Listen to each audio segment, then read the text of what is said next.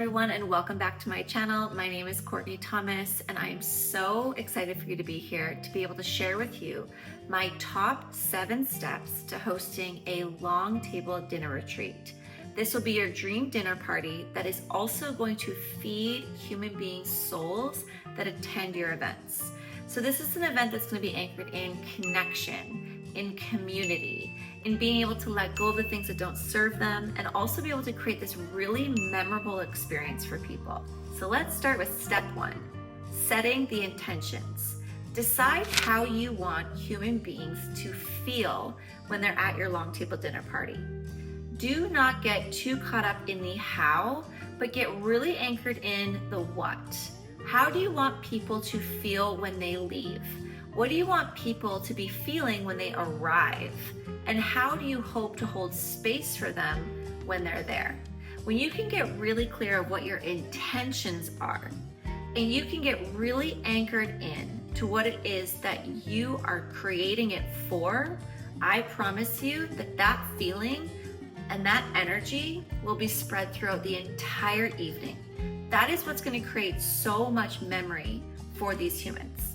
So what is something that's going to be really important for you to be able to carry in the night? What kind of energy do you want there? Do you want people there who are celebrating themselves? Do you want people there who are letting go? Do you want people there who are wanting to create deep connection with one another? And whatever your intention is, you're going to create the entire evening around that thing.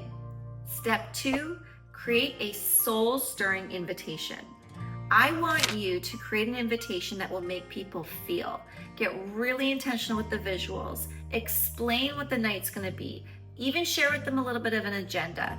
Do not worry about the food and the decor, but just really anchor in with people as to what to expect. If it's family and friends, even send along a voice note or a little short description in your text.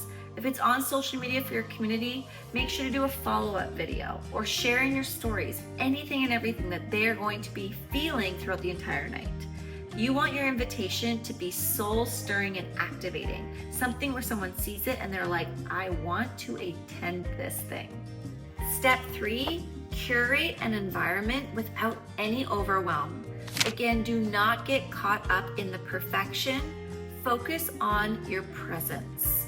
How you are present in the day will matter so much more. So in order to curate a perfect environment for yourself to be present, you want to make sure that you're taking care of maybe catering, that maybe you have some rentals going on so that you're not stuck in the kitchen the entire night. You want to actually be there to be able to create deep connections and powerful conversations with everyone that's attending. You also want to not get too caught up in making it look so perfect. Go to the thrift store, use what you have, borrow things from friends and family members. If you have mismatched plates or pillows on the floor, don't stress about it. Allow it to just be you.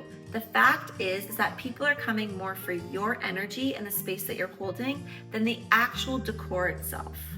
Step 4, those tiny details are gonna go such a long way. So try to, again, anchor into the things that make it yours. For example, I cut some mint from my garden to lay on top of the plates. I cut flowers from my garden to put in all of the vases. I borrowed things from friends and from family members that were able to make it, again, more of my own personality. I didn't shove my kids in a room the whole night. I let them come out and say hello. I actually got them to experience what it's like to be in my own home and my own space. I also made sure that I was able to go around and socialize for the entire event. I was there to be able to be present and converse with people, put down the plates, make sure that I'm handing out the food, that I'm really anchored into the entire night and weaving my energy through the entire evening.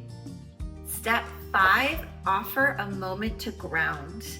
Allow people to find a way to actually ground into how they feel. We're here, we're creating this space to create some memories for everyone. So in order to make it memorable, people must anchor where their feet are. So maybe start the night with setting an intention, or maybe sharing with the entire group with why they're there in the first place. Allowing everyone to have a little bit of space and time to connect with one another and share a little bit about their own experience that's going on in their life. Maybe you want to create a gratitude circle, or maybe you want to just create a time and moment for everyone to take 6 conscious breaths. but something to actually anchor in the evening, a beginning of the part of the night so that everyone can know that we've all arrived and that they're all deeply connected. This might come from a women's circle, or again, just a bit of a moment to create some gratitude around the table, whatever feels good and right for you. Allow yourself to hold the energy so that everyone can feel really anchored into where they are. So then this leads to step 6, which is to have a ritual. Something that they will take home with them, something that they will remember about the evening. And it's something also that they can do for days on end afterwards. So you're offering them a tool. For me, I always will give everybody a workbook, and we'll have a little bit of time to go through the workbook. Typically, these are journal prompts or maybe some mindfulness practices. It always will do a meditation as well inside the women's circle, but you can also do very unique things too, like maybe a dance party, or maybe a way to let go and release the things that are no longer serving them through a fire ceremony. There's so many different ways to create something that's really special and unique to the evening, and I would encourage that you, whatever it is that you choose to do, that you have it every single time that you do a dinner party so that everyone knows what to expect. Maybe it's something where you can actually put tarot cards under every single plate and they can lift up the plate to see what's unique to them, and that's something that's going to be your signature thing that you have at all your long table dinners. Maybe also you can offer everybody a letter, a card where they can write themselves a letter. They can put their address on the front of the envelope and you can mail it to everybody so they receive it in a week from the long table dinner and they can reread what they wrote to themselves. There's so many really beautiful and fun and playful ways that you can do this, but I encourage you to do something that's unique to you and something that will create the night to be deeply memorable for them. And now step 7. Something that's so powerful and important is make sure that there's some way that they can stay connected with each other. So whether it be that a week from then you do a virtual session where everyone can hop on Zoom and see each other again, or maybe you send out a gratitude email and in it you include a list of where everyone can be contacted, everyone's names and maybe their social media handles or their emails, of course with everyone's permission, but some way where they can actually stay connected with the people that they meet at your long table dinner. All right, everyone, those are my top secret 7 steps to curating your dream long table dinner experience, and I hope each and every one of you learned so much. Be sure to subscribe, comment any questions that you have about the event. I am so excited for you to create this in your own communities. Be sure to share pictures and videos, tag me in anything that you do on social media. I am so excited for this ripple effect to happen